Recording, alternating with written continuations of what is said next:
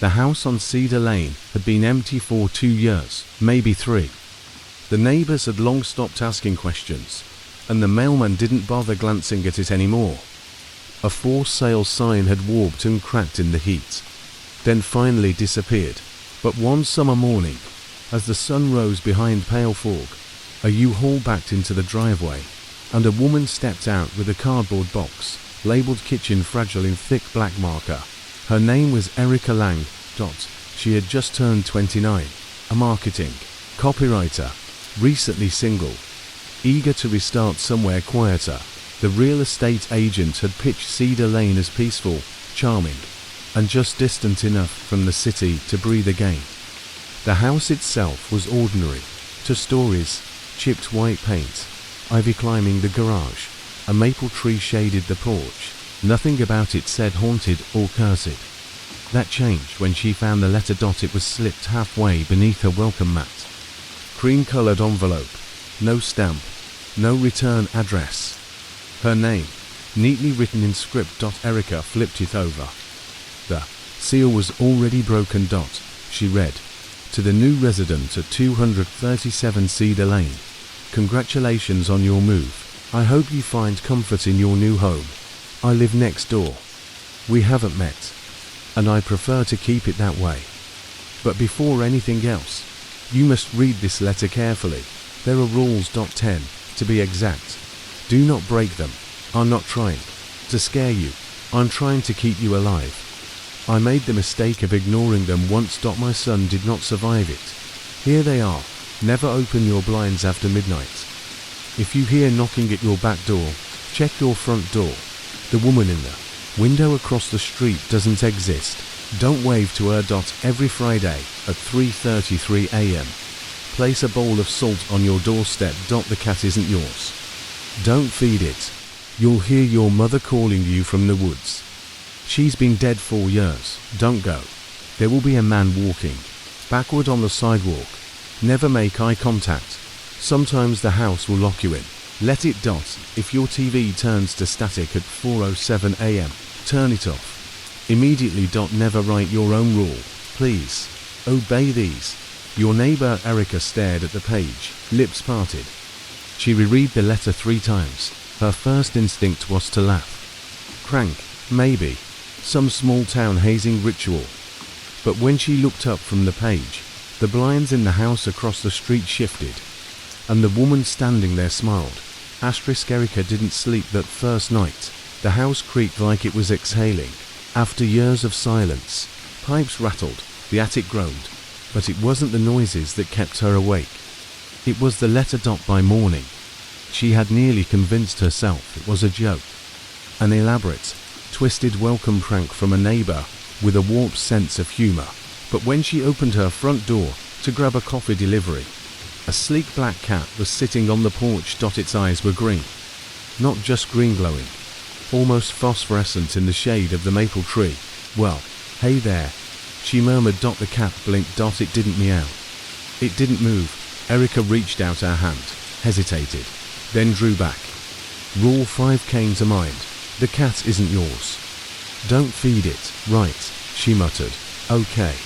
You just hang out there, creepy demon feline. I'll be inside. She shut the door, but the cat didn't leave. That night, Erica heard the scratching. At first, she thought it was wind against the siding. But then it got louder, more deliberate. Scratch, pause, scratch, scratch, scratch. It was coming from the kitchen door. The back door. Her throat tightened. Rule 2. If you hear knocking at your back door, check your front door. She tiptoed down the hallway. Her socks were silent on the hardwood. The scratching continued behind her, clawing at her nerves. She reached the front door, peeked out the PEEPHOLE. No one there. But the cat sat on the porch. Still. Watching. She backed away. Slowly, locked both doors. That night, she dreamed of her mother. Not how she was before the cancer, not the soft, laughing woman Erica remembered. No, this mother was pale, thin-lipped. Her eyes were wrong. Come outside, she whispered in the dream. It's nice out here. Erica jolted awake at 3:32 a.m. 1. Minute before the bowl of salt, she scrambled to the kitchen, poured the salt shakily into a cereal bowl, and flung the door open. The cat was there. So was a man on the sidewalk. Walking backward. Erica froze. His limbs moved too smoothly, like a video in reverse, head down, arms swinging the wrong way. She did not look at his face. She set the ball down, slammed the door, locked it. Every bolt, back in bed, she pulled the covers up to her chin and stared at the ceiling until dawn. The next morning, she opened the door. The salt bowl was gone. In its place was another envelope. No name inside. A single note. You did well. Don't get comfortable. Asterisk. The call came just after 2 a.m. Erica had been asleep all close to it, her body tangled in sweat, soaked sheets, a fan whirring near the window. Her phone buzzed twice on the nightstand, illuminating the room in pale blue. Mom read the screen. Erica's breath caught in her throat. Her mother had been dead for nearly 8 years. The phone rang again. She picked it up, thumb hovering over the green icon. It's not real, she whispered. But the ringing stopped. Then came the knock. Not at the front door, nor the back, but from inside the closet. Erica froze. The closet door trembled slightly, like something inside was breathing. Then, she heard her voice. Erica, it's Mommy. I'm cold. Can you let me out? The voice was perfect. So perfect, it broke her. She stepped toward the closet. Another voice whispered from beneath the floorboards. Don't. That's not her. Her knees buckled. The room tilted sideways. Every window in the house slammed open, despite being locked. Cold air rushed in. The house groaned, angry. Erica reached for the door handle, and the power went out. Total silence. Total dark. She turned slowly, and there, outside her bedroom window, hovering in midair, was the woman from across the street. She was upside down, mouth unhinged, teeth bending outward like thorns. Come with me, the woman mouthed, pressing her hand to the glass. Then, Erica's phone lit up one last time. A new message, from unknown. You answered her voice. One rule broken, 2 consequences remain. A shadow crawled across the ceiling. Erica dropped the phone. Asterisk. The smell of wet soil and copper returned on a Monday. Erica had started to feel watched in her own home. The bathroom mirror no longer showed her reflection. When the lights were off, her fridge began to hum in a low, muttering chant in a language she didn't recognize. Her phone would ring, but the screen only displayed a blinking white square. She hadn't left the house in days.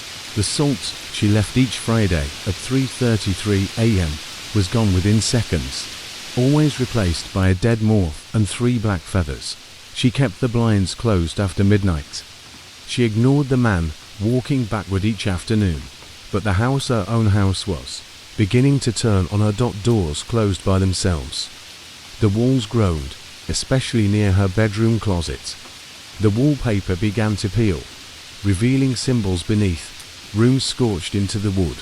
On the 4th night of that week, Erica woke up to her house breathing, not creaking, not settling, breathing. The walls expanded and contracted. Her bed pulsed beneath her like a chest rising and falling.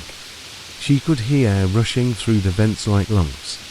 Then she heard the whisper again. 2 consequences remain. You answered her voice. The house has chosen you. A knock came from under the bed, then from inside the ceiling. Then inside her own head. Erica screamed, but the sound came out muffled, as though her voice had to swim through syrup. The mirror across the room showed her bed, but she wasn't in it. Something else was. It looked like her, but not quite. She turned away, running from the room, and the hallway shifted shape. What had once been a short corridor now stretched 100 feet, walls narrowing, the floor sloping downward like a throat. Her house was eating her. At the end of the hallway was the front door. She bolted for it. Her hand reached for the knob, but the door melted into the wall. A new message burned into the wood. You were told to let it lock you in. The floor split beneath her. She fell into darkness. Erica woke to silence. Real silence. No whispering vents, no phantom knocks. Just stillness and the faint, earthy scent of cedar wood. She was lying on the living room floor, limbs sprawled awkwardly, as if she had been dropped there from a great height. A shaft of golden sunlight streamed in through the blinds, which were somehow open, though she hadn't dared to touch them in days. She winced and sat up. Her house was normal. No pulsing walls, no moaning floorboards. Even the mirror above the fireplace reflected her image properly now, pale and haggard, but hers. The salt bowl sat undisturbed at the doorstep, untouched. The air felt calm, still. Still. She stood, legs trembling, and walked into the kitchen. Her phone was charging on the counter. It was 3:32 a.m. Friday. 1 minute before salt time. Erica didn't question it anymore. She grabbed the small wooden bowl, filled it with sea salt, and placed it on the doormat. Seconds later, 3:33 a.m. This time, nothing happened. Not the usual sudden disappearance. Not the dead moth. Not the black feathers. Just silence. A knock came. Not from the back door. Not from the attic or the walls, but from the front. Slow, calm, human. Knock. She froze, then reached for the door. The rules didn't say anything about opening the front door after a knock, only about checking the front door if someone knocked at the back. Maybe this was her neighbor. Maybe it was over. Erica cracked the door open. No one was there, but a letter was, folded neatly, resting on top of the salt bowl. The same cream-colored envelope before. It read, ***, you followed them well, Erica. But one rule remains, Rule 10, never write your own rule. You broke it when you scribbled that note to yourself in the mirror. Don't trust the man who walks backward. That was your rule, not mine. There's a price for playing author. ***, below the writing, something new had been added. A list. The same 10 rules, but now they were crossed out one by one. All but the last. 10, never write your own rule, still bold. Still intact. She looked up. The world outside was ... shifting. The streetlight across the road flickered, then turned blue. The sky began to ripple like disturbed water, and the woman in the window across the street, who never existed, was waving again. But now she was beckoning. Erica slammed the door shut and ran into the house, heart hammering. She needed to destroy the letter, burn it, shred it, anything, but it was gone from her hand. In its place, a black feather. Then, the walls began to whisper. One must always replace the writer. You are the new author, Erica. The floorboards in the hallway glowed faintly, illuminating a path leading to the study.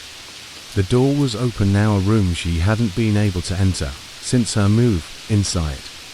The desk was lit by a single candle. A fresh journal sat atop it, leather-bound, virgin pages.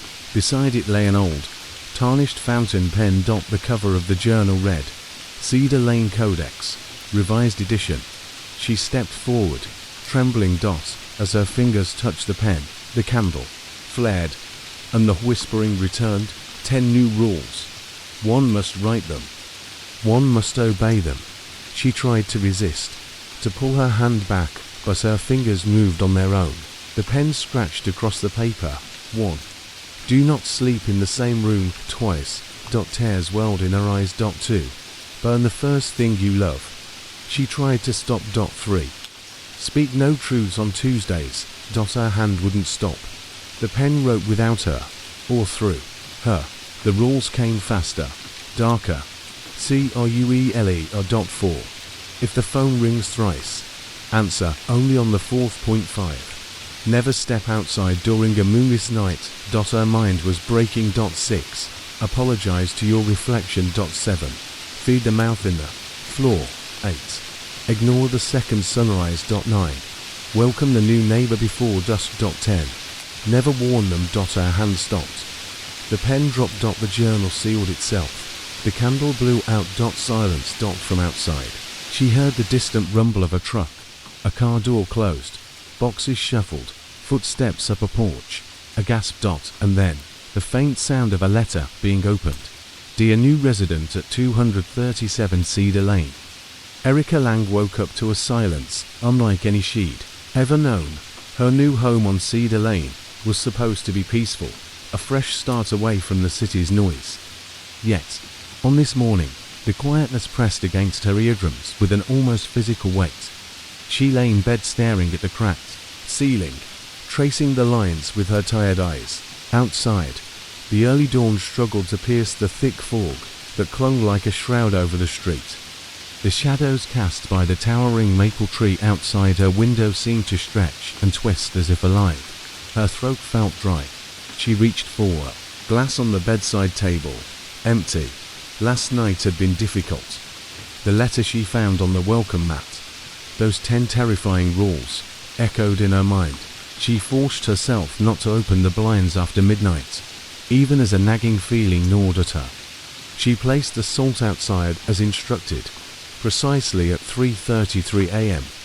But what happened next was beyond her understanding. At dawn, the salt was gone. In its place lay a small pile of black feathers and a dead morph. Erica shuddered. She pulled on a sweater and slipped outside to retrieve the morning paper, half expecting to see something waiting for her. Erica spent the rest of the day on edge, her eyes darting to the window every time a shadow shifted outside. The cat was nowhere to be seen, but its presence lingered, like a dark stain on the edge of her vision. She found herself compulsively checking the doors and windows, double-locking them despite knowing it might not matter. By afternoon, the fog had lifted, revealing a pale sun hanging low in the sky. Still, the street felt empty and strange. Neighbors seemed to avoid eye contact, and the usual sounds of children playing or dogs barking were absent. Even the trees whispered with an unsettling stillness. That evening, as she prepared dinner, a soft scratching noise came from the kitchen door. Erica froze, listening. The scratching grew louder, more urgent. Her heart hammered as she cautiously approached. Peering through the crack beneath the door, she saw nothing, only the dim outline of the hallway beyond. Suddenly, a soft meow echoed from behind her. She spun around. The cat was in the kitchen now, sitting calmly on the tiled floor, its emerald eyes fixed on her. Erica's breath caught. The fur along her arms prickled. "What do you want?" she whispered, but the cat said nothing. Over the next few days, the cat appeared and disappeared at random times. Sometimes on the porch, sometimes sitting silently on the windowsill, watching her. She never touched it. She never fed it. Yet, every night, she heard faint scratching sounds at the back door. One evening, just before midnight, a sharp knock echoed from the back porch. Erica froze. The letters ruled to rang loudly in her mind. If you hear knocking at your back door, check your front door. With trembling hands, she moved slowly to the front door and peered through the peephole. No one. But the cat sat silently, its eyes glowing like twin lanterns in the dark. A shiver ran down her spine. Was it waiting for her? The knocking resumed, soft, rhythmic. Erica's pulse pounded in her ears as she stepped away from the door. The cat blinked once, slowly, then vanished. That's when she saw it. The cat. It sat silently on the porch steps, unmoving as stone, eyes gleaming emerald, bright. It was the kind of stillness that made the air grow cold, the kind of stare that felt like it could peer straight into your soul and decide if you were worthy to live. Erica froze, heart pounding. For a moment, she considered turning away, retreating, back into the safety of her home, but the cat did not move. It simply watched. She reached out instinctively, hesitating only for a breath before pulling her hand back. "No," she whispered. The letter's warning replayed in her head. "The cat isn't yours. Don't feed it." Yet, despite herself, she felt drawn to the creature, as if it were tethered to her by something invisible. She closed the door softly and backed away, watching the cat disappear into the fog. Night fell with unnatural speed. Erica's apartment felt colder, shadows gathering thickly in every corner. The house groaned and sighed around her as if resenting her presence. She tried to focus on the mundane, folding laundry, making tea, scrolling through old photos on her phone. But her mind kept drifting to the cat, its unblinking gaze, the way it appeared and disappeared like a phantom dot as midnight approached. A low hum filled the air. Erica's skin prickled. The clock ticked closer to 3:33 a.m. salt time. She moved to the kitchen, poured coarse sea salt into the wooden bowl, and set it carefully by the front door. The moment the clock struck 3:33, the bowl trembled. Erica took a step back. The salt vanished instantly, replaced by 3 black feathers and a tiny dead moth. Her breath caught in her throat. Suddenly, the lights flickered. A whisper slithered through the darkness. Rule 5. The cat is not yours. Erica spun around.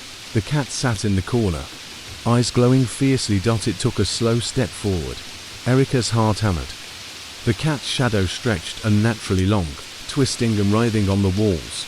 Without thinking, she backed toward the door.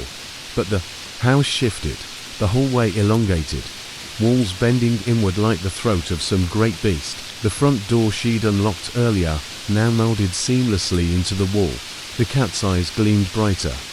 It let out a low, guttural growl that wasn't quite feline. Erica screamed, but no sound came. The shadows closed in. The heavy silence in Erica's new home was more than just the absence of noise. It was a presence, an oppressive weight that seemed to press down on her chest and cloud her mind. Each day passed in a fog of dread and exhaustion, the letters, rules burning in her thoughts like a warning beacon. No matter how tightly she pulled the curtains, she could never escape the feeling of eyes watching her. The woman in the window across the street, who according to the letter did not exist, was always there, an eerie, pale figure framed in the flickering candlelight of the empty house. Her hollow eyes stared unblinking, her faint smile twisted and cold. Erica knew she shouldn't look. The third rule was clear. The woman in the window across the street doesn't exist. Don't wave to her. But every evening, no matter how hard she tried, Erica found herself drawn to that window. It was as if the woman was beckoning her, pulling her into some unseen snare. She could almost hear the soft rustle of fabric, the faintest breath of cold air brushing past. The nights grew colder, and the shadows longer. Whispered voices curled around the walls, brushing against her skin like icy fingers. They spoke in broken fragments, names, dates, warnings, as if trying to break through the veil of silence that had settled over Cedar Lane. One night, unable to bear the isolation, Erica stepped outside. The street was deserted, the houses dark except for the one opposite, where the woman stood. Erica's breath caught as their eyes met through the gloom. The woman's smile widened into a smirk that sent a shiver through Erica's spine. Suddenly, the whisper surged into a crescendo inside her head, voices overlapping in an urgent, unintelligible chorus. She clapped her hands over her ears, desperate to silence them, but the noise only grew louder. Her legs trembled, and she stumbled backward. The world tilted, and for a moment, everything went black. When she opened her eyes, the woman was gone, and the street was empty once more. Back inside, Erica's phone buzzed with a message from an unknown number. Remember the third rule. Her hands shook as she reread the letter's warnings. What did it mean for the woman to not exist, yet to be so vividly present? Days passed, and the whispers persisted. At times, they seemed to guide her, leading her to old newspaper clippings buried in the local library archives. Each story was a thread in a tangled web of disappearances and strange events centered on Cedar Lane. One article told of a woman who vanished after waving to a figure in a window. Her body was never found. Another spoke of children who had been warned never to speak to the shadows in the street, or else risk being taken. The house, the letter, the rules, they were all part of a dark legacy, a binding contract between the living and something unseen. Erica's nights became a blur of shadows and whispers, her dreams invaded by ghostly faces and voices calling her name. She began to wonder if the rules were a prison or a lifeline, or perhaps both. One evening, a storm rolled in, and the air grew thick with electricity. Lightning flashed, casting the woman's silhouette sharply against the window pane. Behind her, shadows writhed like living things. Erica's heart pounded as she read another message on her phone. Look beyond the window. See what hides in the shadows. Trembling, she lifted the curtain slightly. At first, all she saw was her own reflection, distorted and pale. Then, faint shapes moved behind the glass, shadowy figures stretching and twisting in impossible ways. Sudden crash shattered the window. Glass sprayed like ice shards, and Erica screamed, falling backward.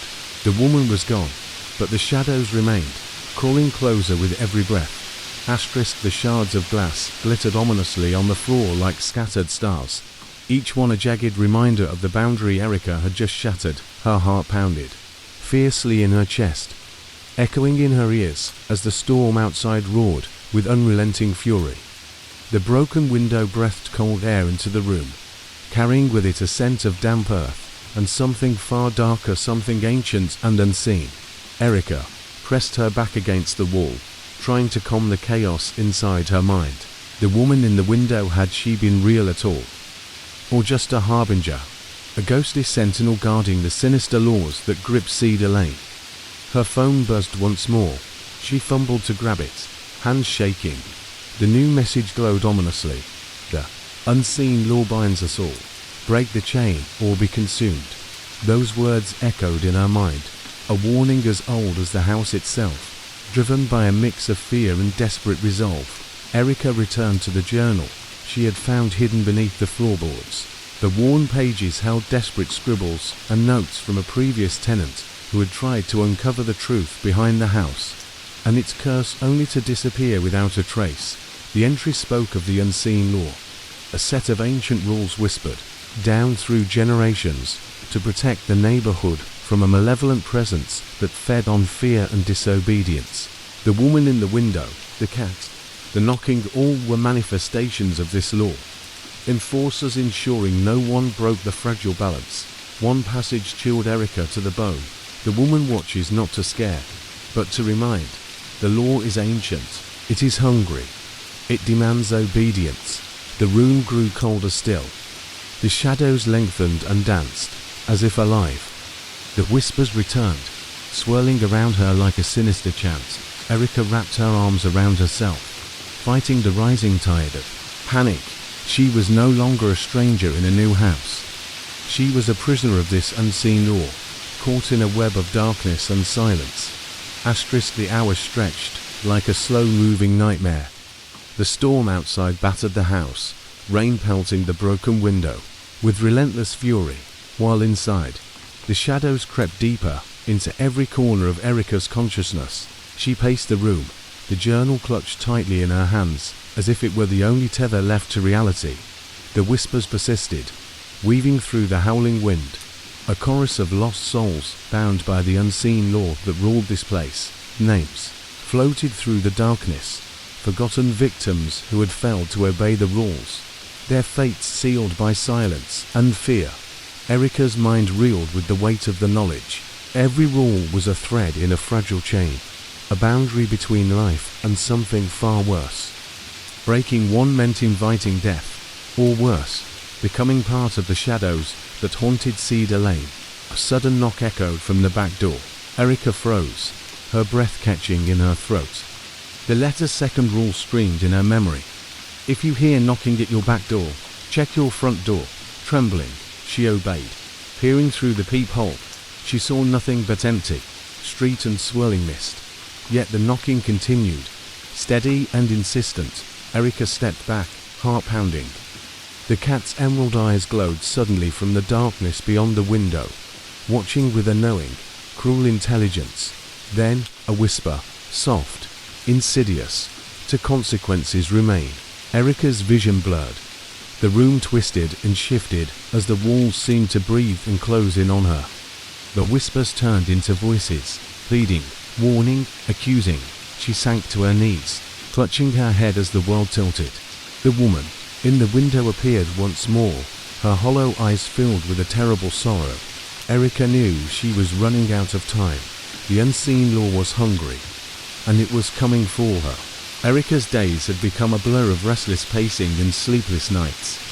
The weight of the letter's rules bore down on her, a constant reminder that each moment was a precarious balance on the edge of something far darker than she could comprehend.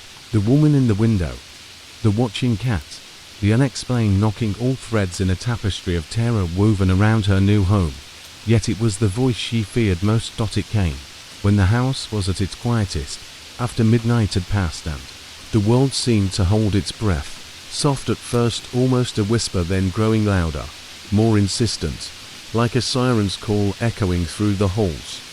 A voice that sounded eerily familiar, her mother's voice, but her mother had been dead for years. The voice called her name, soft and sweet, coaxing her to leave the safety of her room and step into the darkness beyond the house. Erica knew the letter's warning all too well. You'll hear your mother calling you from the woods. She's been dead for years. Don't go.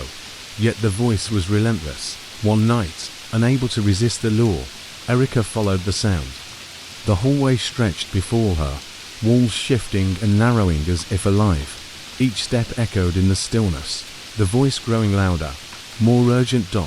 She reached the back door, heart pounding wildly in her chest. The voice called again, pleading, come to me.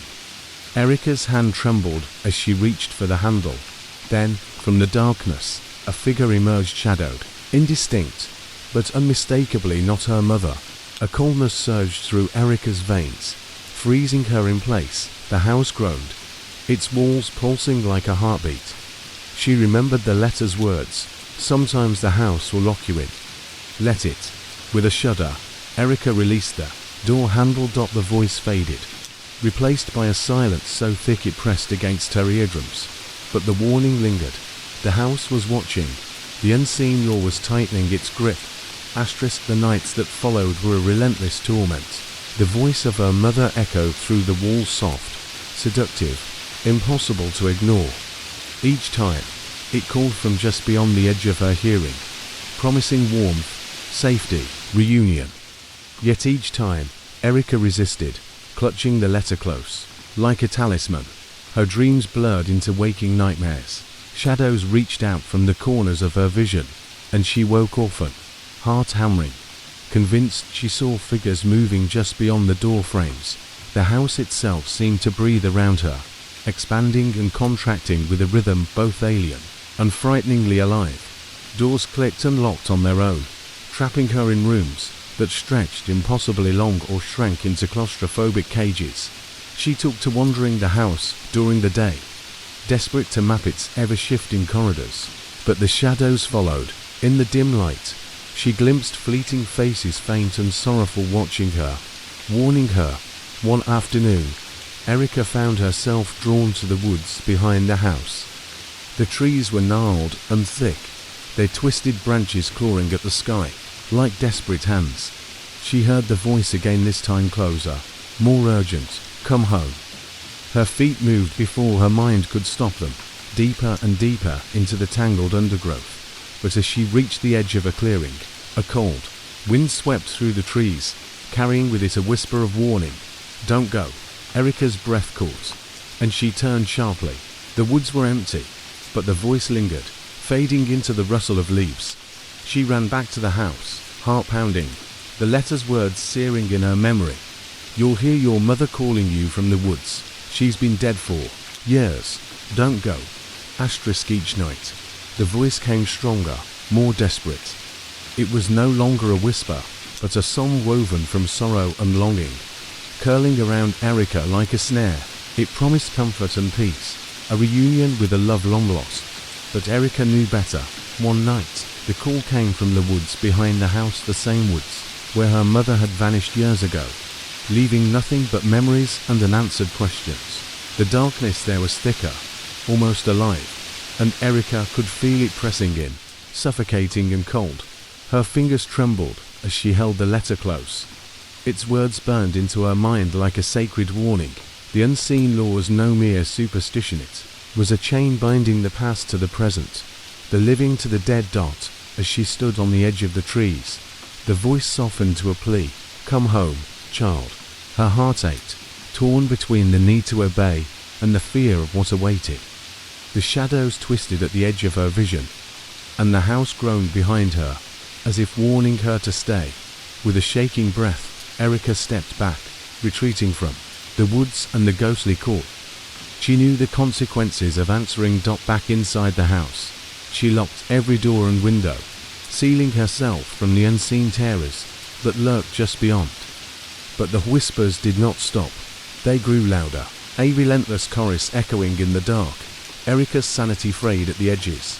The house was no longer just a place to live, it was a prison, a battleground between obedience and survival, and the unseen law was winning. The nights blurred into one another, each marked by the haunting calls that seeped into Erica's dreams. Sometimes, she awoke to find the house shrouded in unnatural silence, the kind that presses down on the chest and squeezes the breath away. Other times, the walls seemed to pulse with a slow, steady rhythm like a heartbeat that wasn't hers. Despite the terror, she found herself drawn to the journal's fragile pages, desperate for answers. The previous tenant had written of a cycle, a terrible pattern binding those who lived here to the unseen law. Obedience brought temporary reprieve, but eventually, the house demanded payment. Erica discovered chilling entries about neighbors who had vanished, some for answering the call of lost voices, others after breaking the rules in smaller ways. The house did not forgive. One entry read, "The law watches, waiting for the first misstep. Once broken, it drags the soul into the darkness." Determined to resist, Erica doubled down on her vigilance. She never opened the blinds after midnight, never fed the cat, never acknowledged the backward walking man on the sidewalk. Every Friday at 3:33 a.m., she placed a bowl of salt on the doorstep, just as the letter commanded. Yet the voice persisted. One night, the calling grew so strong she nearly faltered. Her mother's voice sang a lullaby, one Erica remembered from childhood, a song that once comforted, but now chilled to the bone. Tears streamed down her face as she clung to the letter, whispering to herself, "Don't go, don't go." The house sighed, a low groan vibrating through the floorboards. Erica knew that resisting the unseen law was a battle of wills, and every night it grew harder to hold on. The house's oppressive presence seeped into every corner of Erica's existence. Her days blurred, dominated by a single, unbearable question. How long could she hold out before the unseen law claimed her? One evening, after a restless day spent poring over the journal and researching the neighborhood's history, Erica felt an unbearable heaviness settle on her chest. The shadows deepened, pooling like ink at the edges of her vision. The house's breath came slow and deliberate, a rhythmic echo against the walls. Then, from the dark silence, came the voice, soft, gentle, impossibly close. "Erica." The sound was like a knife through her soul. She covered her ears, but it echoed inside her head. "Come home." Tears streaming, she stumbled to the door, but it slammed shut before her fingers could touch the handle. The walls around her warped, shifting until the hallway stretched on endlessly, a dark tunnel with no escape. The voice grew louder, now accompanied by shadowy shapes swirling in the corners of her vision. She was caught, trapped between obedience and defiance, sanity and madness. Her mind raced. She remembered the letter's words, "Sometimes the house will lock you in. Let it." Swallowing her terror, she sank to the floor, wrapping her arms around her knees, and closed her eyes. The whispers continued, a lullaby of sorrow and menace. Hours passed, or perhaps minutes. Time lost meaning. When she opened her eyes, the hallway had returned to normal. The front door stood ahead, unlocked and waiting. Erica forced herself to rise and walk forward. Outside, the world was silent. The storm passed, but she knew this was far from over.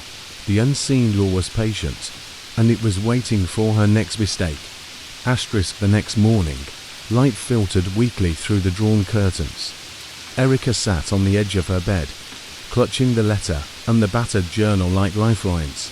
The night's ordeal had drained her, but beneath the exhaustion burned a fierce resolve. She would not become another lost soul swallowed by the unseen law. She began to prepare, setting small protective rituals she hoped would keep the darkness at bay. Bowls of salt lined the thresholds, candles burned at every corner, their flames flickering defiantly against creeping shadows. She scribbled warnings and symbols from the journal on scraps of paper, taping them to the walls like wards. Yet, despite her efforts, the house seemed to pulse with malevolent intent. The cat still prowled the yard, its eyes glinting with cruel intelligence. The woman in the window continued her silent vigil, and the backward walking man haunted the sidewalks, always watching, always waiting. Erica knew the rules were not merely guidelines, they were bindings to keep an ancient evil at bay. And every time she faltered, every time the voice whispered her name, the darkness grew stronger. As the days wore on, the line between reality and nightmare blurred. The unseen law was no longer a distant threat, it was a living force, breathing through the walls, whispering through the floors, reaching for her very soul. And yet, despite the terror, Erica's will held firm. For now, Erica's eyes darted across the dimly lit room as she sat perched on the edge of her worn armchair, clutching the letter that had become both a warning and a lifeline. The house seemed to pulse with a strange energy tonight, a low hum beneath the creaks and groans of the settling wood. Outside, the street lay cloaked in shadow, but something or someone was watching. The cat, its emerald eyes, gleamed in the darkness beyond the window, reflecting the faint glow of the street lamp. It was an ordinary-looking feline at first glance, but there was an unsettling intelligence in its gaze that made Erica's skin crawl. She remembered the rule, etched in her mind like a scar. The cat isn't yours. Don't feed it. Yet every evening, as dusk fell, the cat returned. It would sit patiently outside her door, its eyes fixed on her like a sentinel waiting for permission to enter. When she dared to step outside, it slipped away silently, disappearing into the folds of night. Erica's unease grew with each passing day. The cat was more than a stray. It was a watcher, a guardian, or perhaps a harbinger of something far darker. One night, she caught movement in the corner of her eye, a shadow slipping across the hallway. Her heart leapt, but when she turned, there was nothing, only the faintest echo of soft paws on the wooden floor. The house was alive with secrets, and the cat was the key. Determined to understand, Erica began keeping a journal of the cat's visits. She noted the times it appeared, the sounds she heard in its presence, the subtle shifts in the air whenever it prowled nearby.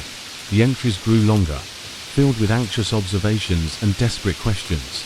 Why did it come? What did it want? Was it friend or foe? One entry stood out. The cat watches not with eyes, but with intent. It sees the unseen and waits for the moment to strike or save. As the nights grew colder and the shadows deeper, Erica realized the cat was a part of the unseen law's relentless grip on Cedar Lane. Its presence was a reminder that she was never truly alone, and that the rules were not merely suggestions, they were commands, and disobedience had a price. Night after night, the cat returned. Its emerald eyes glimmered in the darkness, reflecting not just light, but a cold, inscrutable knowledge.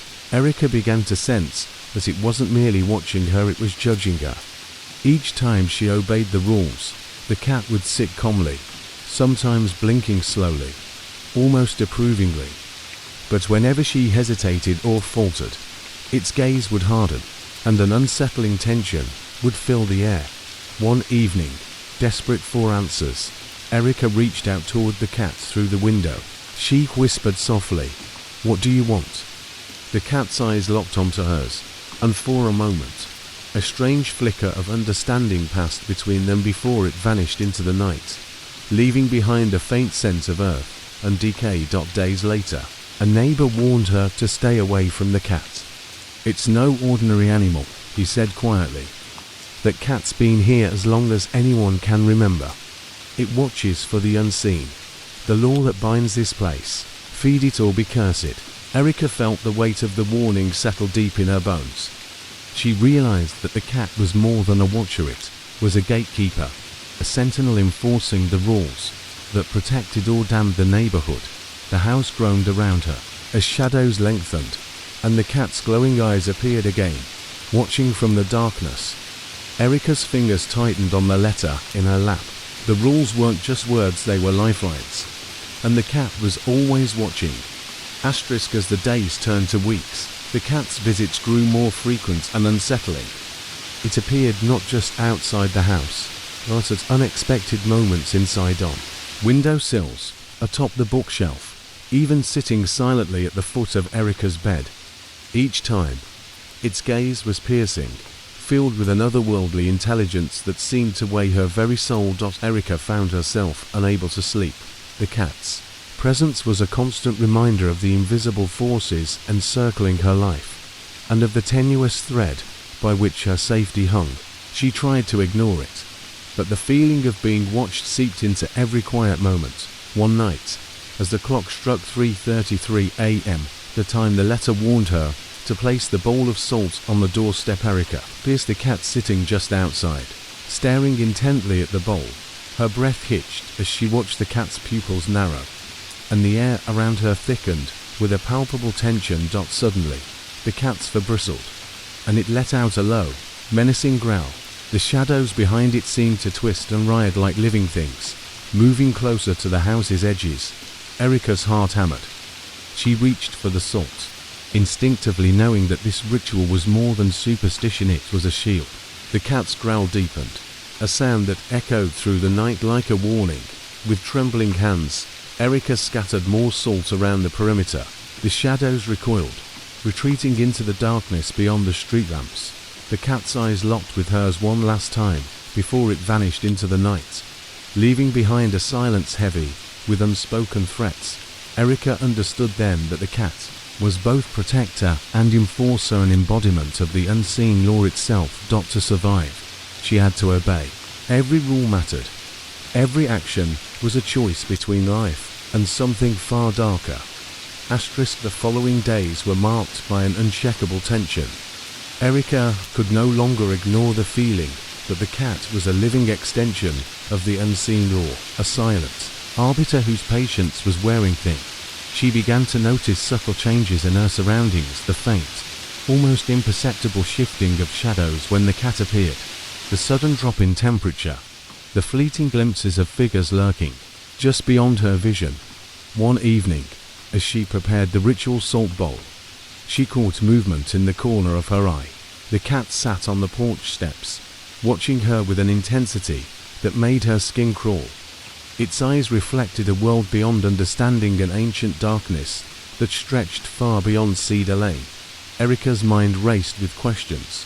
What was the cat guarding? What horrors lurked just beyond the veil of this neighborhood? That night, unable to sleep, she returned to the journal, hoping for answers. The previous tenant's writings hinted at the cat's role as a gatekeeper, a creature bound to enforce the rules, punishing those who dared defy the unseen law. A passage stood out. The cat is the eye of the law, the watcher between worlds. To feed it is to invite the darkness in. To ignore it is to invite death. Erica shuddered, realizing the gravity of her situation. The rules were not mere superstition, they were survival. And the cat was the embodiment of that survival. As dawn approached, the cat appeared one last time, sitting silently at the edge of the yard, its gaze fixed on the horizon. Erica knew this was a warning. The unseen law was watching, and it was not pleased. Asterisk days turned into restless nights, and Erica's world grew darker with every passing moment. The line between the natural and supernatural blurred, until she could no longer tell where one ended and the other began. The cat's watchful eyes followed her everywhere, a constant reminder that the unseen law was an unforgiving force. One evening, as the sun dipped below the horizon, Erica stepped outside to find the cat waiting at the edge of the driveway. Its fur was damp from the evening mist, and its eyes gleamed with a strange urgency. Without warning, the cat darted down the street, disappearing into the shadows. Compelled by a mix of fear and curiosity, Erica followed. The neighborhood seemed different in the fading light. Silent, watchful, the cat led her to the old oak tree at the end of Cedar Lane. its gnarled branches stretching toward the sky like pleading hands. There, carved into the bark, was a symbol she hadn't seen before, an intricate design of intertwining lines and eyes. Erica reached out to touch it, and a chill surged through her. The whispers returned, louder now, filling her mind with fragmented warnings and names. The cat sat beside her, its eyes glowing brighter in the twilight. It was a sentinel, guarding the boundary between worlds, and Erica was running out of time. Erica's fingers trembled as she traced the carved symbol, feeling the rough bark beneath her skin. The whispers grew louder, swirling in her mind like a storm. Names, places, and warnings intertwined, a language she couldn't understand, yet somehow felt compelled to obey. The cat's gaze never wavered, its emerald eyes burning with ancient knowledge.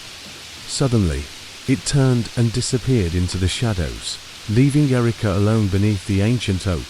A sudden chill swept through the air, and the sky darkened as clouds rolled in.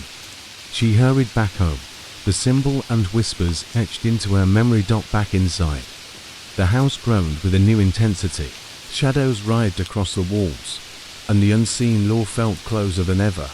Erica realized the rules were not just about obedience, they were a pact, a fragile truce with a darkness that could consume her if broken. The cat was both guardian and judge, its silent watch a constant reminder that the unseen law was never forgiving. As night fell, Erica placed the salt bowl on the doorstep, whispering a silent plea for protection. Outside, the cat watched from the shadows, waiting. And somewhere, just beyond the veil, the unseen law tightened its grip. Erica sat at the kitchen table, the dim light of the lone lamp casting long shadows across the peeling wallpaper. The house was unnervingly quiet, as if the walls themselves held their breath. Outside, the street was cloaked in a thick fog that rolled like a restless sea, swallowing the edges of Cedar Lane whole. She clutched the letter again, the crisp paper crinkling beneath her fingers. The 10 rules, once just ominous words on a page, now governed every beat of her existence. Tonight, something had changed. The air felt charged, electric with anticipation. Erica's skin prickled, a cold awareness creeping up her spine. She knew the unseen law was tightening its grasp. The cat's emerald eyes had appeared again, glowing like twin lanterns in the darkness beyond the window. It was watching, waiting for her next move. A sudden knock shattered the silence. Erica froze. Rule 2. If you hear knocking at your back door, check your front door. Her heart thundered in her chest as she approached the back door. The knocking continued, slow, deliberate, like a metronome counting down her time. She forced herself to the front door, hand trembling as she reached for the handle. Nothing. But the knocking persisted from behind. Her breath caught as the shadows in the hallway thickened. The house was alive and hungry. Suddenly, the whisper came again, low and cold. 2 consequences remain. Erica's mind reeled. The final rules, the ones she had yet to fully understand, loomed like a guillotine. She knew one thing with terrifying clarity: breaking the unseen law was no longer an option. The house would claim her. And the shadows waited. The fog outside thickened, swallowing the streetlights and muffling every sound except the persistent knocking at the back door. Erica's pulse quickened as she moved cautiously through the hallway, her every step echoing like a drumbeat in the oppressive silence. The walls seemed to breathe around her, contracting and expanding as if the house itself was alive. Rule 10 echoed in her mind. Never write your own rule. The final admonition was a mystery, a threat wrapped in silence. She glanced at the clock. 3:33 a.m. Time to place the bowl of salt on the doorstep. Her hands moved automatically, salt grains spilling over the bowl's rim, shimmering like tiny crystals in the lamplight. The knocking stopped, but then came a whisper, a voice like silk and shadows. You have broken the unseen law. Erica spun around, heart pounding. The woman in the window across the street appeared once more, her hollow eyes burning with silent accusation. The blinds shifted as she beckoned with a pale, trembling hand.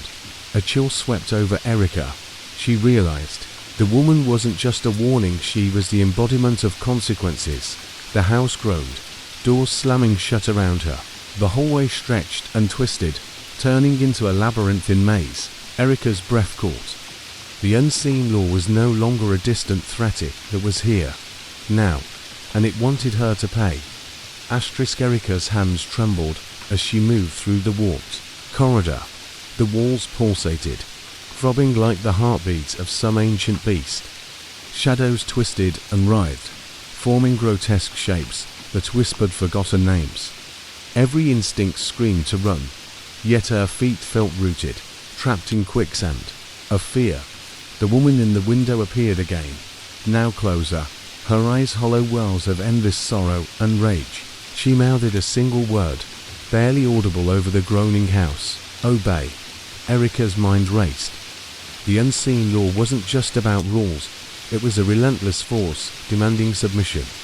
Resistance meant erasure. Desperation clawed at her as she recalled the remaining rules, numbers 8 and 9, the ones she hadn't yet fully faced. Sometimes the house will lock you in. Let it. If your TV turns to static at 4:07 a.m., turn it off. Immediately. Suddenly, the static crackled to life from the old television in the corner. Its screen flickered, snow and distortion filling the glass. The clock beside it read, exactly 4:07 a.m. A cold shiver ran down Erica's spine. With shaking hands, she reached for the remote, flipping the TV off. The static ceased instantly. Silence returned, but the tension remained thick and suffocating. She understood. Obeying the unseen law was a constant battle, a delicate dance on the edge of oblivion. And failure was unthinkable. The silence softer. The television shut-off was deafening. Erica's breath came in ragged gasps as the house settled around her, but the weight of the unseen law pressed heavily upon her chest.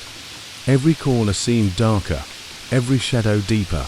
Suddenly, the floor beneath her feet vibrated, a low hum that grew louder and faster, as if the house itself was awakening.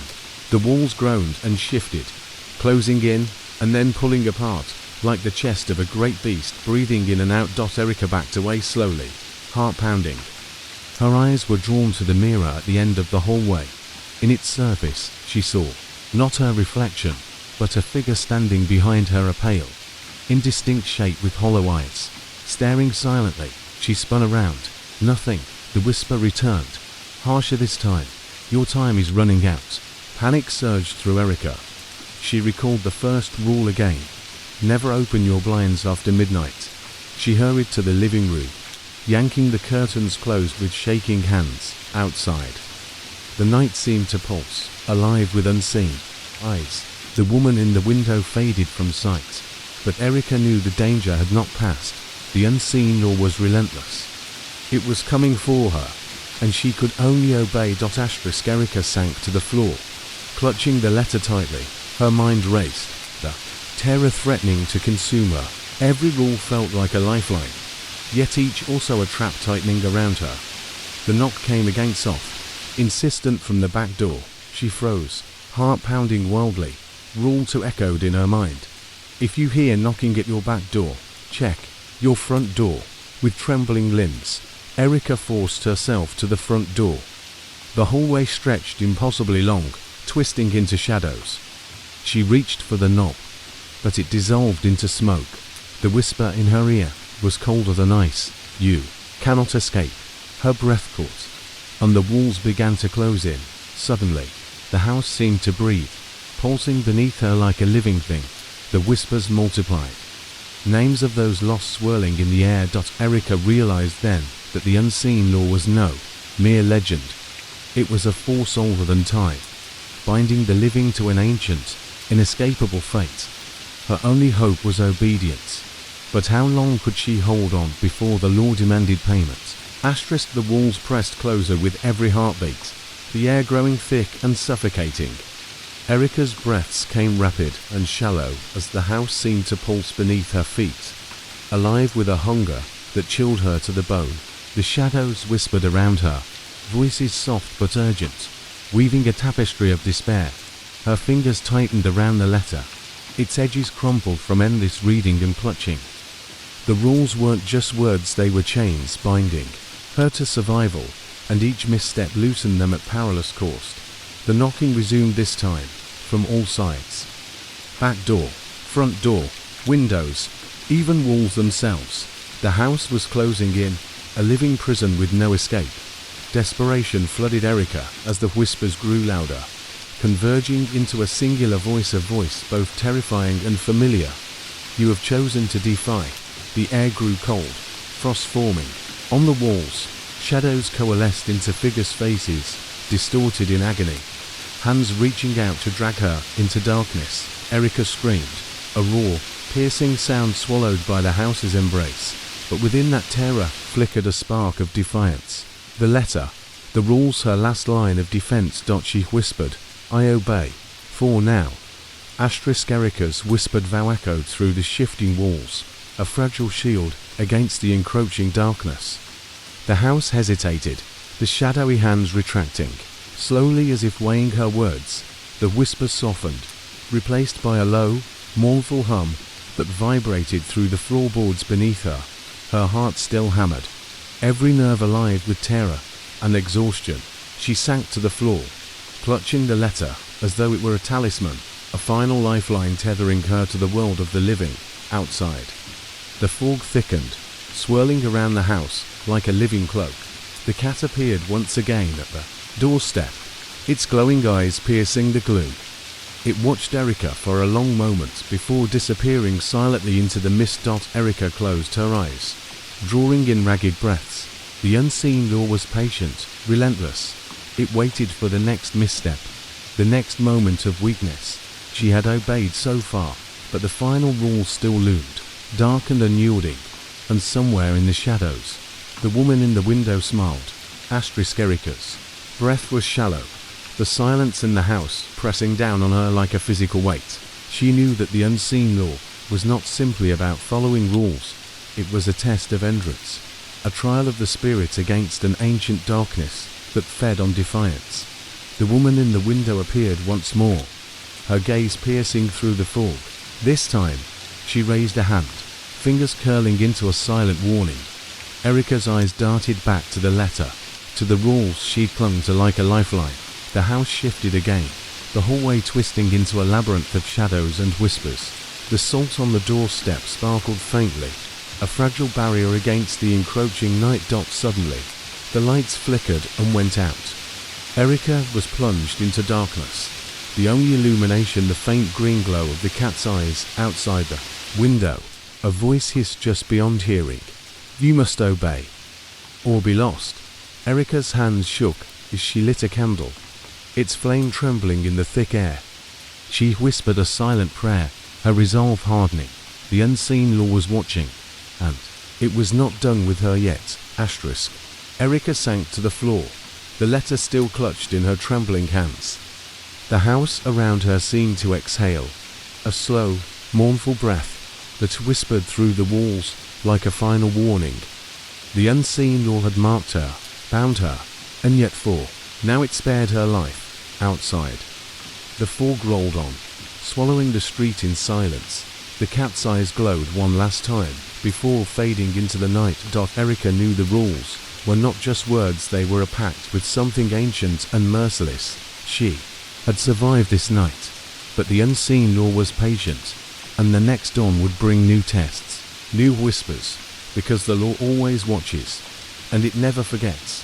Erica awoke with a start, her breath caught in her throat as a soft murmur curled through the thick morning fog outside her window. For a moment, she was disoriented, caught between dreams and waking, but the sound was unmistakable. Whispers, low, sibilant voices, threading through the quiet house like a venomous breath. The walls around her room seemed to pulse faintly, their faded wallpaper peeling back in curling strips, as if the house itself exhaled.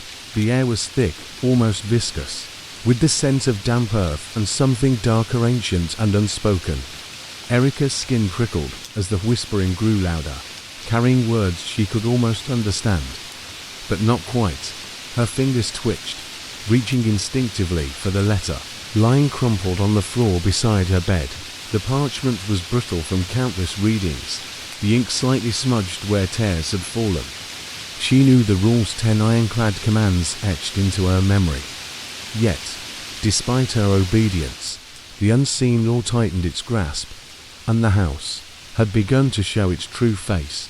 Steeling herself, Erica pushed off the threadbare blanket and rose. The floorboards creaked beneath her bare feet, groaning as if warning her to turn back, but there was no going back. Not anymore. The hallway stretched before her, dim and narrow, a twisted corridor bathed in grey light. The wallpaper that once showed soft floral patterns was now ripped and curling, revealing strange symbols scorched into the plaster beneath runes and sigils that pulsed faintly with a sickly green light. Her eyes traced the tangled patterns, a slow dread growing in her chest. The whispers followed her steps, voices overlapping in a chorus of threats and promises. They spoke of pacts and punishments, of debts unpaid and debts owed. The house was alive, not in the creaks and groans of old wood settling, but in a far older, darker way. It breathed with the unseen law's hunger, and Erica was caught in its grasp. At the far end of the corridor, the faded outline of a door appeared, one she had never seen before. It was carved from dark, gnarled wood, the surface etched with twisting vines and eyes that seemed to watch her every move. The whispers crescendoed as she approached, a tidal wave of sound that threatened to overwhelm her senses. Her hand trembled as she reached for the tarnished brass doorknob. The metal was icy cold, sending a shiver through her arm. Taking a deep breath, she turned the knob. The door swung open slowly, revealing a room bathed in a natural twilight. Shadows poured in every corner, shifting like liquid smoke. The floor was covered in dust and scattered papers, old letters, photographs, and scraps of faded cloth. In the center stood a small table, upon which rested a leather-bound book, its cover embossed with a symbol she recognized from the wallpaper, an eye encircled by thorny vines. Erica stepped inside, the whispers falling to a low hum as if the house was holding its breath. She approached the table, fingers brushing the book's worn cover. The air grew colder, and the shadows flickered, revealing brief glimpses of ghostly figures watching from the edges of her vision. She opened the book, the pages brittle but filled with writing in an ancient script. Her eyes scanned the text, trying to make sense of the tangled words. The book was a ledger, a record of those who had lived in the house, each entry marked by a name, a date, and a note. Obeyed, defied, taken. Erica's heart clenched as she found familiar names, neighbors long vanished, their fates sealed by breaking the unseen law. One name chilled her more than any other. The neighbor, the author of the letter that had become her only guide. The ledger revealed the terrifying truth. The unseen law was not merely a set of rules, but a curse bound to the house and its inhabitants, an ancient force that demanded obedience or exacted a terrible price. A sudden noise snapped Erica from her reverie, a faint scratching at the door behind her. She turned sharply, but no one was there. The whispers swelled again, urgent now, begging and threatening in equal measure. The book's pages fluttered wildly, as if caught in a spectral wind. On one page, a new entry appeared in fresh ink, her own name scrawled beneath the haunting word, pending. Panic surged. She slammed the book shut, but the room seemed to pulse with energy. The door creaked closed on its own, trapping her inside. Erica's breath came fast, the walls closing in as the whispers became voices, chanting in a language older than memory. She sank to the floor, clutching the letter once more, tears blurring her vision. The unseen law was no longer a mystery. It was a living nightmare, and she was the next chapter. Erica stumbled backward from the dark room, the heavy door slamming shut behind her with a finality that echoed through the narrow hallway. Her heart pounded in her chest, every breath shallow and ragged. The whispers that had filled the room now followed her, swirling in the stale air like restless spirits unwilling to be ignored. She leaned against the peeling wallpaper, trying to steady her shaking hands. The weight of the letter in her pocket felt heavier than ever, as if the unseen law was reaching out through the pages to grip her very soul. Outside, the house seemed to pulse, the walls flexing and warping with a life that defied logic and reason. Her eyes were drawn to the antique mirror hanging crookedly at the end of the hall. Its tarnished silver frame was ornate, covered in delicate engravings of twisting vines and watchful eyes, the same symbol that haunted the house's every surface.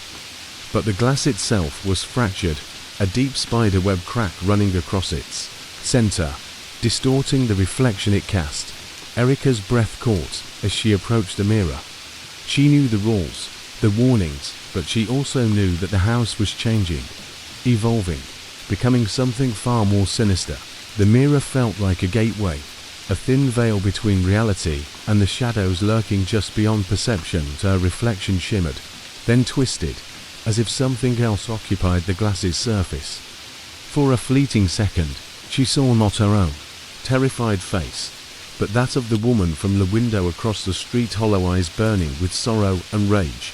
The mirror pulsed, and the fractured glass spread like a spider's web, engulfing the hallway in darkness. Erica reached out to touch the mirror, and her fingertips brushed the cold, cracked surface. A shock shot through her, and suddenly she was no longer standing in the hallway but somewhere else entirely.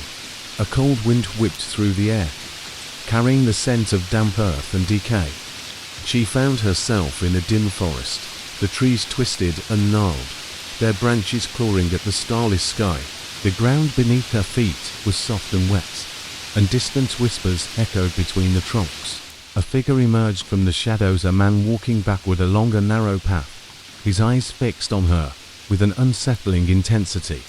She remembered the rule. There will be a man walking backward on the sidewalk. Never make eye contact. Panic surged as she tried to look away, but his gaze held her fast. His lips moved, but no sound came. Instead, a chill settled over her, and the forest seemed to close in. Suddenly, the man vanished, and Erica was pulled back through the mirror's surface with a violent shudder. She collapsed to the floor, gasping for breath, the shattered mirror reflecting only darkness. The house had shown her a glimpse of its true nature, a liminal space where the laws of reality bent and twisted, and the unseen laws grip tightened. Erica knew she was running out of time. The final rules loomed ahead, each one more terrifying than the last. The mirror's cracks spread further, and with them, the boundary between worlds grew thin. Her survival depended on understanding the law and obeying it to the letter, because once the mirror fully shattered, there would be no turning back. Erica's fingers trembled as she stood before the door at the end of the hallway, a door she hadn't noticed before, one that seemed to pulse with a dark energy all its own. The house had become a labyrinth of shifting corridors and twisted realities, but this door felt like the heart of the nightmare. Her breath came in shallow gasps, every nerve screaming to turn away, but the letter's warnings echoed in her mind. Sometimes the house will lock you in. Let it. She didn't understand yet what that meant, but she knew she had no choice. With a deep breath, Erica pushed the door open. The room beyond was cloaked in shadows, the walls lined with peeling wallpaper and old portraits whose eyes seemed to follow her every move. A single window let in a thin shaft of moonlight, illuminating a dusty chair in the center. As she stepped inside, a soft voice whispered from the darkness, a voice both familiar and unearthly. Erica. Her heart slammed against her ribs as the voice called her name, echoing from somewhere just beyond the walls. The whispers had grown louder these past nights, but this was different, clear, deliberate, impossible to ignore. The voice beckoned, promising comfort and answers, but Erica knew the truth. The letter had warned her. You'll hear your mother calling you from the woods. She's been dead 4 years. Don't go. She closed her eyes, steadying herself. The voice called again, sweet and sorrowful. Erica, come to me. Her legs shook, the temptation to obey nearly overwhelming. Memories flooded back, her mother's warm smile, the lullabies, the safety she once felt. But this was no reunion. It was a trap, summoning every ounce of willpower. Erica stepped backward, her voice trembling but firm. No, the room seemed to shudder, the shadows twisting into shapes of grief and rage. The door slammed shut behind her, sealing her inside the darkness. The voice faded, replaced by a cold silence that pressed in on her like a coffin lid. Erica sank to the floor, clutching the letter to her chest. The unseen law had tested her. She had resisted, but the house was patient, and the next trial awaited. Erica lay on the cold floor, the letter clutched tightly in her hand, the echoes of the voice still reverberating. In her mind, the silence of the room was thick, suffocating, like the calm before a storm. She knew the house was waiting, watching, judging her every breath. Slowly, she pushed herself up, her limbs stiff and aching. The peeling wallpaper seemed to close in around her, the walls breathing softly with an ancient rhythm. She glanced toward the window, where moonlight spilled in, casting eerie shadows that danced and flickered. Her gaze fell upon a small, ornate mirror hanging crookedly on the opposite wall. Unlike the broken mirror in the hallway, this one was pristine, its silver frame gleaming faintly in the dim light. As she stared, a sudden movement caught her eye, a flicker, a glimpse of something just beyond the glass. The unseen eye, the house's silent watcher. A chill ran down Erica's spine as the mirror's surface rippled, like disturbed water. Slowly, a pair of eyes formed in the glass gold, unblinking and impossibly ancient. They bore into her soul, stripping away every pretense of safety. The whispers returned, a low chant now, urging her to look deeper, to see what lay hidden beneath the surface. Erica felt a pull, a dangerous curiosity threatening to drag her into the mirror's depths. She hesitated, fighting the urge to reach out and touch the glass. The letter's warnings echoed loudest now. If your TV turns to static at 4:07 a.m., turn it off immediately. Never write your own rule. She realized that the unseen law was not just in the house, it was in her mind, her very being. The line between reality and nightmare blurred until she wasn't sure where one ended and the other began. Suddenly, the mirror cracked, a spiderweb fracture spreading from the center. The eyes blinked once slowly, deliberately, and then vanished. Erica stumbled back, gasping. The room seemed to tilt, the walls bending and twisting around her. The house was alive, and it was angry. A knock echoed through the darkness, a single, sharp rap at the door. Erica's heart pounded as she approached, dread pooling in her stomach. She remembered the letter's rule about knocking. Never knock twice. Unless you wanted to knock back. She held her breath and opened the door. Outside stood a figure cloaked in shadow, its face hidden beneath a wide-brimmed hat. The air around it shimmered, distorting the world as if the laws of physics bent to its will. The figure spoke in a voice like rustling leaves. You have come far, Erica, but the unseen law is not done with you yet. Erica swallowed hard, her voice barely a whisper. What do you want? The figure smiled, a slow, cruel curve of lips, to remind you that every rule has a price, and every choice a consequence. Before she could respond, the figure stepped forward and vanished into the night. Erica closed the door, her hands trembling. The unseen eye had watched her. And the final reckoning was coming. The house had grown colder. A biting chill seeped into Erica's bones, a silent herald of what was to come. She moved through the corridors with wary steps, each creak of the floorboards a reminder that the unseen law was still watching, waiting. The letter's words echoed louder than ever. In her mind, 10 rules, 10 chances, 10 paths she had to walk carefully, or the consequences would be eternal. Her phone buzzed, a sudden, shrill vibration that sliced through the silence. She hesitated, then picked it up. The screen was blank except for a message in flickering letters. You have broken the unseen law. Panic welled inside her. Her fingers trembled as she scrolled, but the message disappeared before she could read further. Then came the knocking. Not one, but 2 sharp, insistent raps echoing through the house. Erica froze, heart pounding wildly. She remembered the rule, never knock twice. Unless you wanted to knock back. Before she could react, the knocking returned, this time louder and accompanied by a deep, guttural sound like the house itself was answering.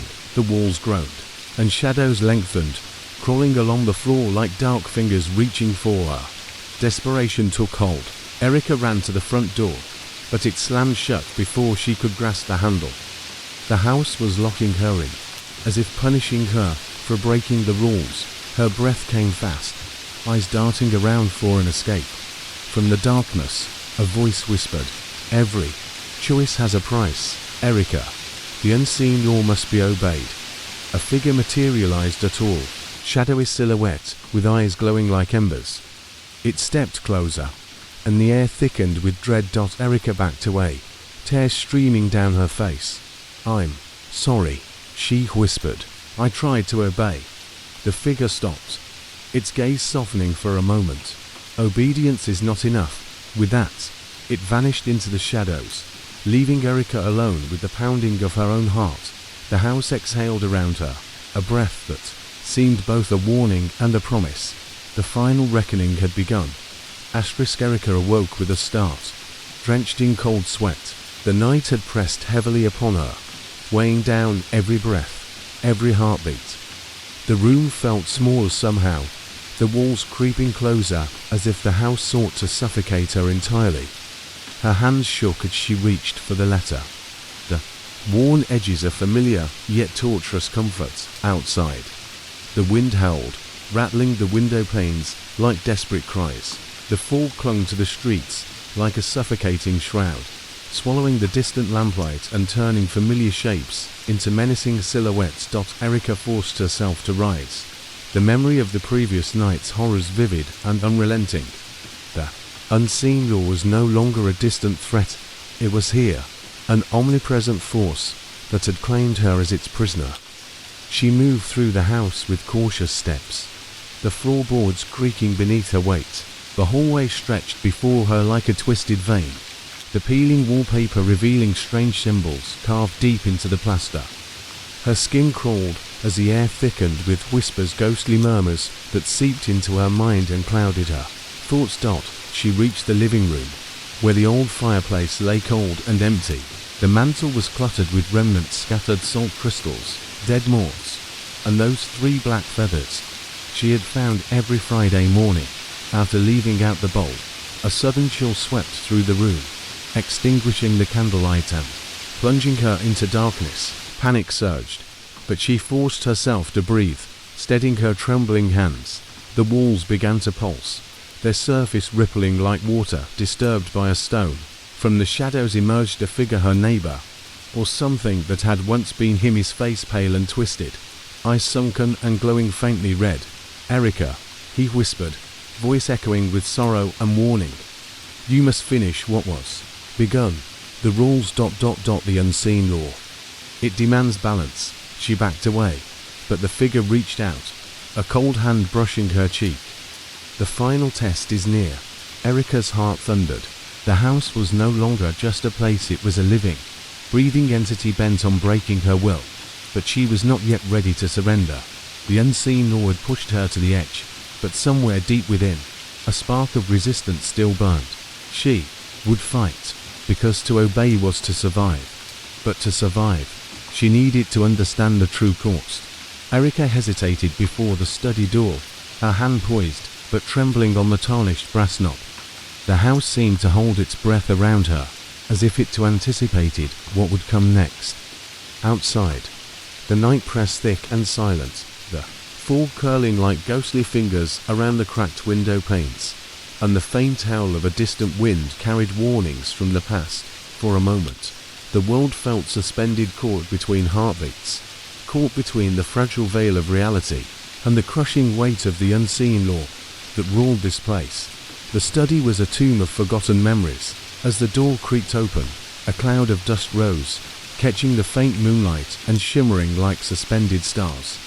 Shelves sagged beneath the weight of ancient tomes, their leather spines cracked and faded, their pages yellowed and brittle. Cobwebs stretched between the rafters, and the air smelled of decay and forgotten time. Erica stepped inside cautiously, each footfall stirring the silence into restless whispers. Her eyes adjusted slowly, scanning the cluttered room. A shattered clock hung crookedly on the far wall, its hands spinning backwards at a frantic pace. as if counting down some terrible moment in reverse. Her gaze landed on the desk in the center of the room. It was scarred and scratched, bearing the weight of countless years. Its surface littered with yellowed papers, faded photographs, and brittle scraps of fabric, tokens of lives touched and broken by the house's cursed grip. Among the clutter, an envelope caught her attention. It was identical to the one she had found beneath her welcome mat, the cream-colored paper sealed with the same ominous symbol, a thorny eye encircled by twisting vines. Erica's breath caught. Her fingers shook as she reached for it, the chill of dread slipping down her spine. The slow poison dot. She broke the seal with trembling hands and unfolded the brittle sheet inside. The handwriting was familiar, elegant, yet sinister, like the script of a message carved into stone by unseen fingers. The words pressed upon her like a final decree. To those who remain bound by the unseen law, the final choice approaches. You may obey and be lost, or defy and be claimed. There is no escape. The house remembers, the house waits. A heavy silence fell over the room, as if the walls themselves absorbed the threat. The whispers that had haunted her for nights coalesced into a low hum, a chorus of lost souls trapped between worlds. Their voices a mournful lament and a dire warning. The woman from the window appeared then, stepping silently from the shadows, near the cracked fireplace. Her pale face was framed by tangled dark hair, eyes gleaming with cold amusement and unspoken sorrow. Her smile was a blade, sharp and merciless. You are mine now, she said, voice like silk dipped in venom. Erica's pulse thundered in her ears. Fear surged like a rising tide, threatening to drown her. But beneath it, a spark of defiance flickered. She clutched the letter tightly, whispering, I will survive. The woman's smile widened, and with a flick of her wrist, the room shifted. Suddenly, the study dissolved around Erica, replaced by a nightmarish landscape, a twisted forest where trees writhed and moaned, their branches like grasping claws. The sky was a sickly grey, and the ground beneath her feet pulsed like a beating heart. Voices called from the darkness, echoes of the past, warnings from those who had come before. Obey, they whispered, defy, and be claimed. Erica moved forward, each step heavy with dread. The house had dragged her into its domain, a realm where time and space bent to the will of the unseen law. As she pressed on, the air thickened, filled with the scent of rot and old blood. Shadows flitted at the edge of her vision, ghostly figures trapped in eternal torment. She came to a clearing, where an ancient stone altar stood, cracked and covered in dark stains. The thorny eye symbol was carved deep into its surface, pulsing with a faint, eerie light. Erica's heart hammered. The altar was a testament to sacrifices made, to lives surrendered to the house's insatiable hunger. A voice rose from the shadows, a voice that was at once hers and not hers. You cannot run from the unseen law. Erica spun, searching for the source, but found only a mirror, its surface black and still, reflecting a version of herself, twisted by fear and despair. The reflection spoke, lips moving in perfect sync. Obey, or be claimed.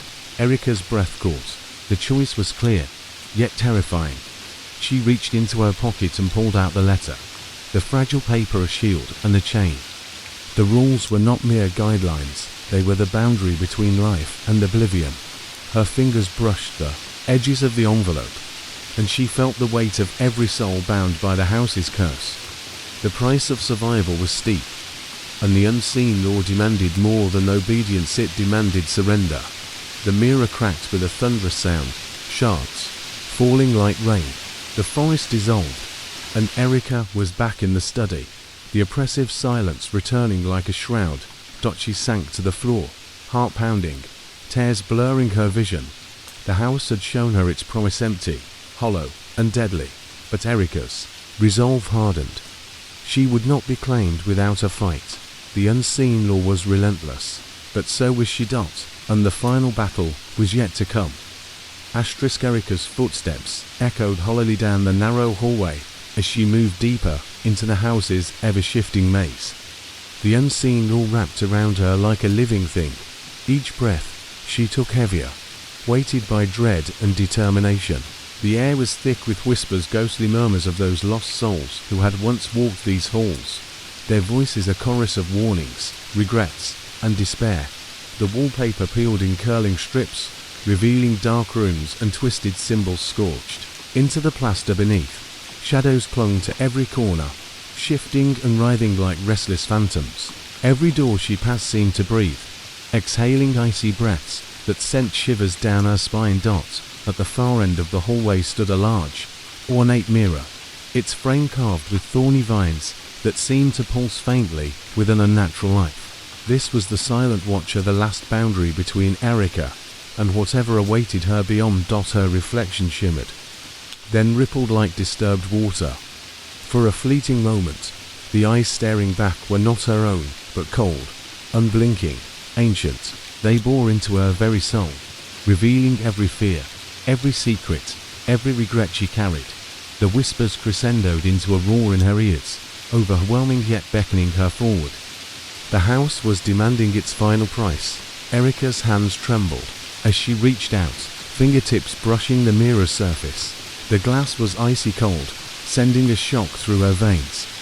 The rooms along the frame glowed brighter, casting the hallway in sickly green light. Suddenly, the mirror cracked, spiderweb fractures radiating outward, as if the very fabric between worlds was tearing. From within the glass emerged a shadowy figure, a twisted reflection of herself, eyes blazing with malevolence. It grinned, a slow, cruel smile, and mouthed words she could feel rather than hear. You were bound. You cannot escape. Erica's breath caught. Panic and resolve warred inside her.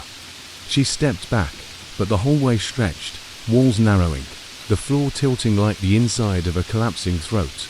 The silent watcher was no longer just a mirror, it was a gateway. The house itself was alive, hungry for her soul. With a shudder, the mirror shattered completely, shards falling to the floor and dissolving into mist. The whispering voices hushed instantly, replaced by a crushing silence. Erica stood alone, heart pounding, the weight of her choices pressing down like a stone. She knew what she had to do to survive the unseen law. She would have to face the silent watcher and the truth it guarded. Her hand closed around the letter in her pocket, the fragile paper a lifeline. She took a deep breath, steadying her shaking legs, and stepped forward into the unknown. Erica's breath came in shallow gasps as she entered the room. At the end of the hall, the room that pulsed with a dark energy unlike anywhere else in the house. The air was thick, heavy with the scent of earth and decay, and the walls seemed to pulse in time with her heartbeat, as though the house itself was alive and watching. At the center of the room stood a circle of salt, carefully laid, but cracked and disturbed. In the middle lay a single black feather, an ominous token she had found before, but now its presence felt like a curse. The faint glow of candlelight flickered from sconces on the walls, casting dancing shadows that twisted into grotesque shapes. As Erica stepped inside, the door slammed shut behind her, sealing her within. A voice, low and echoing, filled the chamber. You have come this far, but the unseen law demands its final sacrifice. Erica's heart thundered.